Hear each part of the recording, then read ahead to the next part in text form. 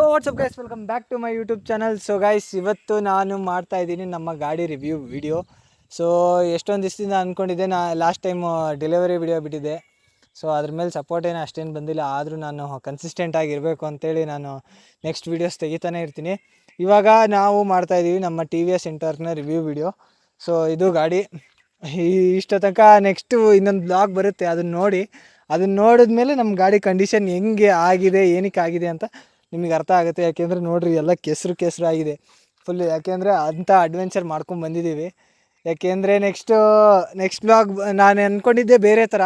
Next vlog ಏನು ಅಷ್ಟೇನು ಚೆನ್ನಾಗಿರಲ್ಲ, ಇಲ್ಲಿ ಬರೀ ವ್ಯೂ ತೋರಿಸೋದು ಬರೋದು ಅಷ್ಟೇ.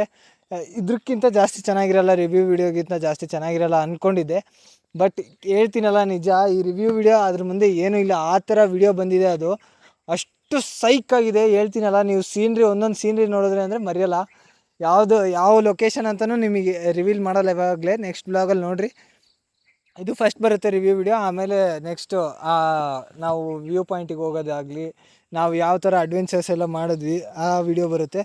ಸೊ ಅದಕ್ಕೆ ಈ ಗಾಡಿ ಎಲ್ಲ ಈ ಥರ ಕಂಡೀಷನ್ ಆಗಿರೋದು ಫಸ್ಟೇ ಹೇಳ್ತಾ ಇದ್ದೀನಿ, ದಯವಿಟ್ಟು ಅಡ್ಜಸ್ಟ್ ಮಾಡ್ಕೊಳ್ಳಿ. ಸೊ ನೆಕ್ಸ್ಟ್ ಇವಾಗ ಡೈರೆಕ್ಟಾಗಿ ನಮ್ಮ ಗಾಡಿ ವಿಷಯಕ್ಕೆ ಬಂದುಬಿಡೋಣ, ಬನ್ನಿ.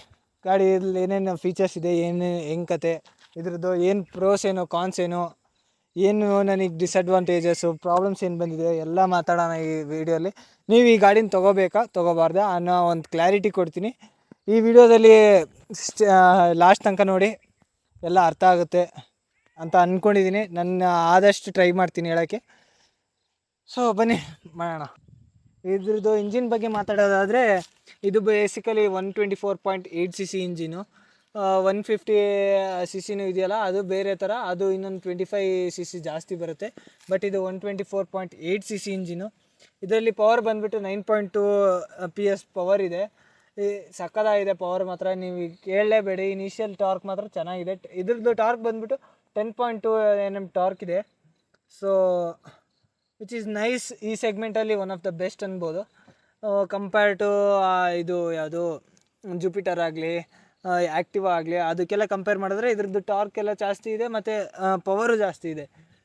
ಅದಕ್ಕೆ ಇದು. ಮತ್ತು ಇದು E20 ಪೆಟ್ರೋಲ್ ಕಂಪ್ಯಾಟಿಬಲ್ಲು. ಇವಾಗ ಹೊಸ್ದಾಗಿ ಬರ್ತಿರೋದೆಲ್ಲ E30 ಅಂತ ತರ್ತಾ ಇದ್ದಾರೆ, ಅದೇನು ಅಂತ ಗೊತ್ತಿಲ್ಲ. E20ನೇ ಇವಾಗ ಸಿಗೋಲ್ಲ ಅಂತಿದ್ದಾರೆ. ಏನಾಗುತ್ತೋ ಗೊತ್ತಿಲ್ಲ, ಅದ್ರ ಬಗ್ಗೆ ಅಷ್ಟು ನಾಲೆಡ್ಜ್ ಇಲ್ಲ ನನಗೀಗ. ಸೊ ಇದು ಈ ಗಾಡಿ ಇಂಜಿನ್ ಸ್ಪೆಸಿಫಿಕೇಷನ್ಸು.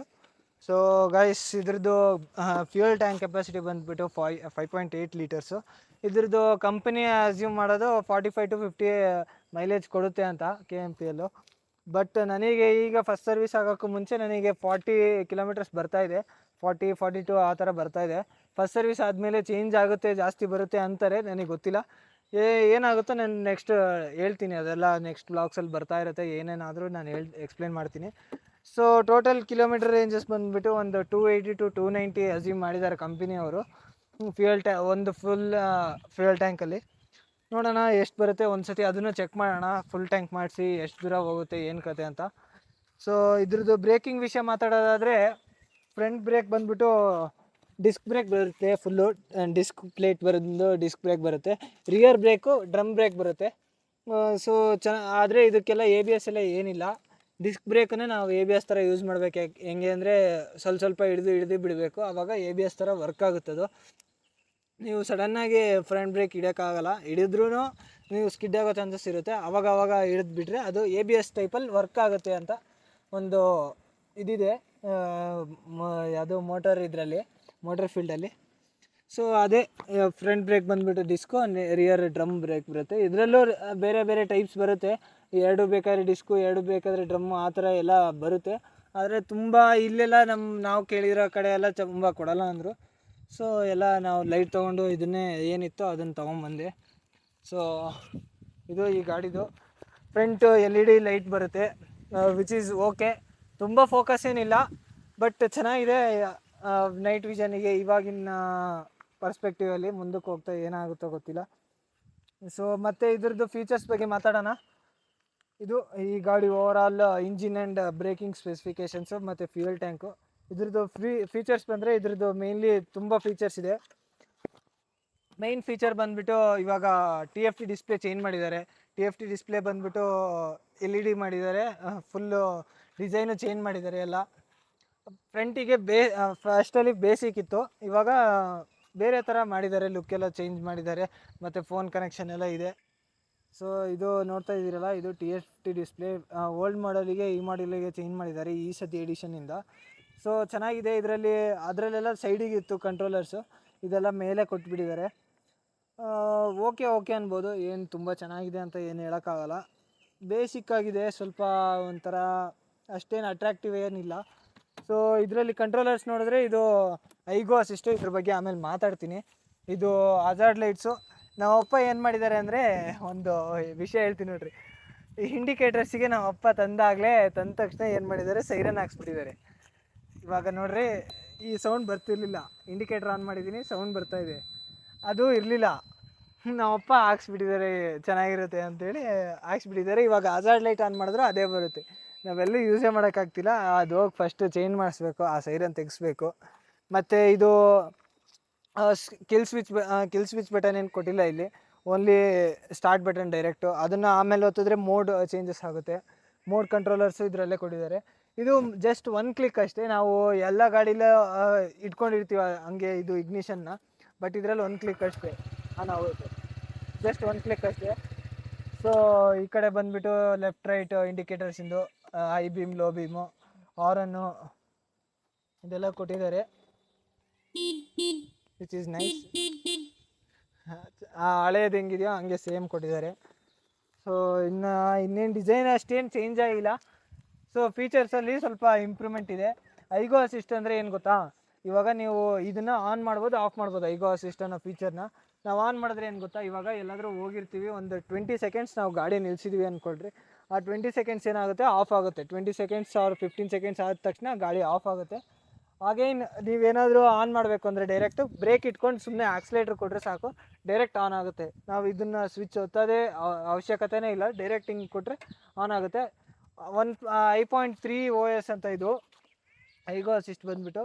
ಮತ್ತು ಇದರಲ್ಲಿ ಸ್ಮಾರ್ಟ್ ಕನೆಕ್ಟ್ ಅನ್ನೋ ಒಂದು ಫೀಚರ್ ಇದೆ. ಆ ಫೀಚರ್ ಏನು ಅಂದರೆ, ಇದರಲ್ಲಿ ಫೋನ್ ಕನೆಕ್ಟ್ ಮಾಡಿದ್ರೆ ನಾವು ನ್ಯಾವಿಗೇಷನ್ ಅಸಿಸ್ಟ್ ನೋಡ್ಬೋದು, ಮತ್ತು ರೈಡ್ ಫೀಚರ್ಸ್ ನೋಡ್ಬೋದು, ಎಲ್ಲಿಂದ ಎಲ್ಲಿಗೆ ಹೋಗಿದೆ ಅದನ್ನು ಆನ್ ಮಾಡಿಕೊಂಡ್ರೆ ಮಾತ್ರ. ಮತ್ತು ಇದರಲ್ಲಿ trip A, trip B, trip C ಎಷ್ಟು ತುಂಬ ಕೊಟ್ಟಿದ್ದಾರೆ, FG ತನಕ ಕೊಟ್ಟಿದ್ದಾರೆ ಇದರಲ್ಲಿ ಟ್ರಿಪ್ಸು.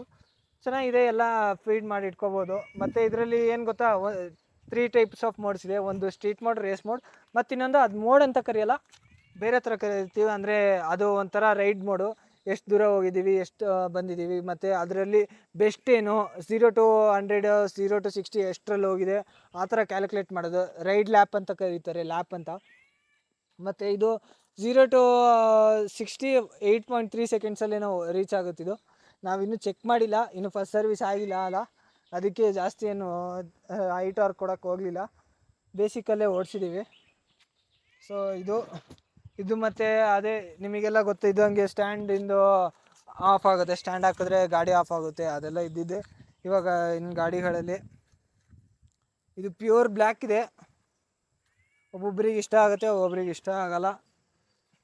ಸೊ ಗೈಸ್, ಇದ್ರದ್ದು ಬೂಟ್ ಸ್ಪೇಸ್ ಮಾತಾಡೋದಾದರೆ ಇಷ್ಟಿದೆ, ಬೇಸಿಕ್ ಆಗಿದೆ.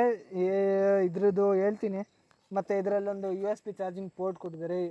ಇದು ಅಷ್ಟು ಸೇಫ್ ಇಲ್ಲ ಇಲ್ಲಿ ಕೊಟ್ಟಿರೋದು, ಯಾಕೆಂದರೆ ಇಲ್ಲಿ ತುಂಬ ಹೀಟ್ ಆಗುತ್ತೆ ಇಂಜಿನ್. ತುಂಬ ಇವಾಗಲೇ ನೀರಿನ ಬಾಟ್ಲಿ ಇಟ್ಟಿದ್ವಿ, ಎಷ್ಟು ಹೀಟಾಗಿದೆ ನೋಡಬೇಕು ನೀವು.